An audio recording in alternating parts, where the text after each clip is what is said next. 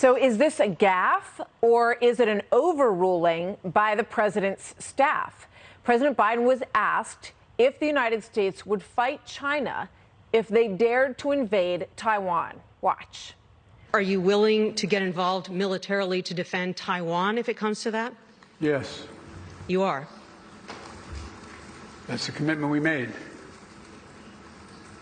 That's the commitment we made. We are not, look, here's the situation. We agree with a one China policy. We signed on to it and all the attendant agreements made from there. But the idea that it can be taken by force, just taken by force, is just not appropriate. It will dislocate the entire region and be another action similar to what happened in Ukraine. Then hours later, the Secretary of Defense was on the hot seat to respond, and here's what he said.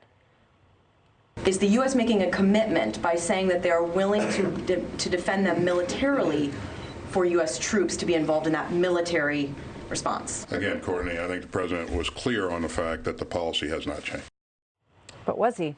Let's bring in former Secretary of State Mike Pompeo, now a distinguished fellow at the Hudson Institute and a Fox News contributor. Secretary Pompeo, good to have you here today. Can you unravel this for us? What happened here? Well, Martha, no, I don't think I can. And I don't think the Secretary of Defense could unravel it either. If there's one thing he wasn't today, is clear. To say what he said would be a major policy change. It ought not to be done answering a question at a podium standing next to the Japanese Prime Minister. I think what President Biden did today, given the context of the first 16 months of the administration, right, the debacle in Afghanistan, negotiating with the Iranians, telling the Russians that a minor incursion might be okay, I think this will both anger the Chinese Communist Party, but not benefit the West and our partners. I think there's a lot of confusion. I think there's a lot of confusion inside this White House. My guess is our friends and allies around the world are saying, what the heck's going on? This was not a useful pronouncement of American foreign policy. It feels a lot to me, Martha, like you remember when President Obama had his red line in Syria?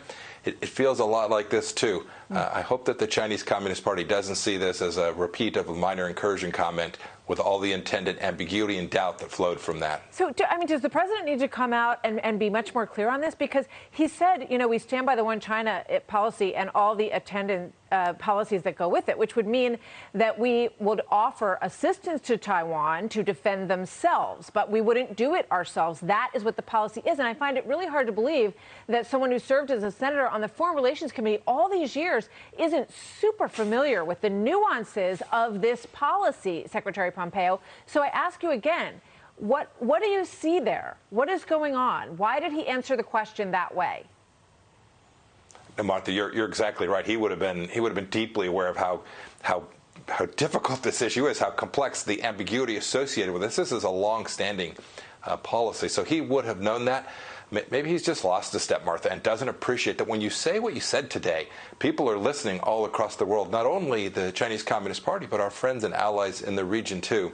I think, Martha, the most important thing he could do would not be to come out with another statement, but to begin to do what needs to be done, to actually show, not through words or a statement that has to be walked back or walked forward, but with actual deeds, begin to deliver the tools to the Taiwanese people so they can do what needs to be done to defend themselves, to build out a relationship with the Japanese and the South Koreans. I'm glad he traveled there. I wish he'd have done it at the beginning. But to begin to build out a set of understanding so that the Chinese Communist Party will understand that we are serious about the threat that we feel they pose to the independence of Taiwan. So Newt Gingrich was on earlier today, and here's what he said.